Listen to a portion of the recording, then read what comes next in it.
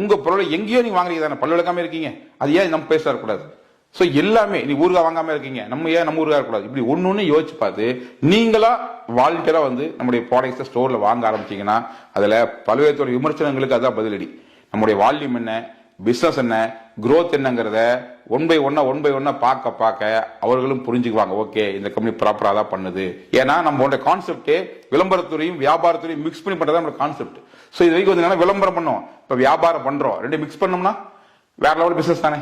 இன்னைக்கு ஒரே ஒரு பொருள் வச்சுக்கிட்டு மார்க்கெட் பண்ற பல கம்பெனி பல கோடி ரூபாய் டர்ன் ஓவர் பண்றாங்க. ஒரு நாப்கின் பல கோடி டர்ன் நடக்குது. இப்படி எடுத்து பார்த்தா ஒரு பொருளுக்கு அவ்வளவு பெரிய ஒரு டீ தூள் கம்பெனி பல டர்ன் ஓவர் பண்ணுது பல கோடி ரூபாய்க்கு, ஒரு காப்பி தூள் கம்பெனி பல கோடி ரூபாய் டர்ன் பண்ணுது. அப்படிங்கும்போது ஒத்த பொருளுக்கே பல கோடி ரூபாய் டர்ன் ஓவர், பல்லாயிரம் கோடி டர்ன் ஓவர் நடக்கிற இந்த மார்க்கெட்ல இத்தனை பொருள் வச்சுக்கிட்டு, இத்தனை கஸ்டமர் வச்சுக்கிட்டு, இத்தனை ஸ்டோர் வச்சுக்கிட்டு நம்ம எந்த அளவு பிசினஸ் பண்ணணும்?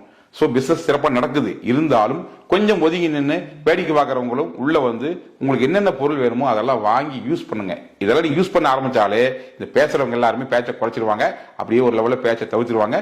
ஒன்ஸ் அகைன் நம்ம கம்பெனி பத்தி பேச ஆரம்பிச்சிருவாங்க. அவங்களுக்கு என்ன ஒரு விஷயம் நல்லா இருந்தா பாராட்டுவாங்க தானே. இப்ப அவங்களுக்கு டவுட் இது சரியா இல்லையான்னு சொல்லிட்டு அதை மாத்தி இது சரிதான் சொல்லி புரிய வேண்டிய பொறுப்பு நமக்கு இருக்குது. அதனால நான் உங்ககிட்ட கேட்கிற விஷயம் என்னன்னா, நீங்க எதையும் நிர்பந்திச்சு வாங்கணும் அவசியம் இல்லை. ஆனா இருக்கிற எல்லா பொருளையுமே உங்களுக்கு எது தேவையோ அதை வாங்கி யூஸ் பண்ணுங்க. நல்லா இருந்தா தொடர்ந்து வாங்குங்க. இதெல்லாம் நீங்க பண்ண ஆரம்பிச்சாலே, மத்தவங்க சொல்ல ஆரம்பிச்சாலே, அது கூட ஆப்ஷன் தான், கம்பல்சரி கிடையாது. பட் சொல்ல ஆரம்பிச்சாலே இந்த தேவையில்லாம பேசுற அத்தனை வாயும் சிம்பிளா மூடிடலாம். தேவையில்லாம அவங்க கூட போய் மல்லு கட்டிட்டு அவங்க எதிராக பேச அவசியம் இல்லை. நமக்கு பிசினஸ் என்ன இருக்குது, அது யாரு பேசணும் சொல்லி பேச ஆரம்பிச்சீங்கனாலே அத்தனை கேள்விக்கும் அதுதான் பதில். சோ நம்ம என்ன பண்ணோம்னா, யாரை ஜெயிக்கணும்னாலும் ஒர்க் பண்ணி தான் ஜெயிக்கணும். யாரை எதிர்கொள்னாலும் ஒர்க்ல தான் நம்ம செயலை காமிக்கணும் முடிய ஆக்ஷன் ஸ்பீக்ஸ் லவுட் தன் வேர்ட்ஸ். சோ இந்த வார்த்தை அருமையான வார்த்தை. இதை சரியா புரிஞ்சுக்கிட்டு நம்ம செயல்ல பாசிட்டிவா என்ன பண்ணலாம், எந்த அளவுக்கு பண்ணலாம், எவ்வளவு பெருசா பண்ணலாம்னு யோசிக்க ஆரம்பிங்க. மற்றபடி கமெண்ட் பண்றவங்களுக்கெல்லாம் பதில் சொல்லிட்டு நம்ம காலத்தை கடத்த வேண்டாம். ஒரு மிகப்பெரிய கான்செப்ட் கையில் கிடைச்சிக்குது, ஒரு மிகப்பெரிய ஒரு சிஸ்டம் கையில் கிடைச்சிக்குது. இதை கரெக்டா பயன்படுத்திங்கன்னா நீங்க மட்டுமல்ல உங்களுக்கு சார்ந்த அத்தனை பேர் செட்டில் ஆக முடியும். சோ கரெக்டா பிளான் பண்ணுங்க, புரிஞ்சுக்கிட்டு செயல்படுங்க. இன்னும் அடுத்த விஷயங்கள் பல விஷயங்கள் நான் பேச போறேன்.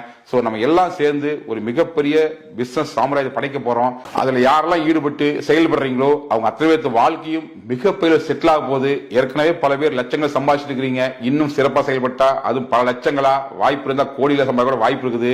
இங்க நம்ம ஆசையை தூண்டி எந்த பிசினஸ் செய்யல, அடிப்படையில எது சாத்தியமோ அதான் செஞ்சுட்டு இருக்கோம், செஞ்சு காமிச்சிட்டு இருக்கோம். நம்ம வாயில் வர சொல்ல நிஜத்துல செஞ்சு காமிச்சிட்டு இருக்கோம்.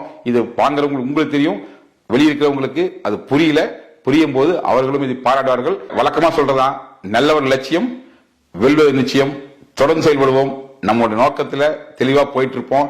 அனைவரும் இன்னைக்கு விமர்சிகள் எல்லாருமே ஒரு நாளைக்கு நம்ம பின்னால் வருவாங்க. அதுக்காக காத்திருப்போம். களத்தில் செயல்படுவோம். நன்றி.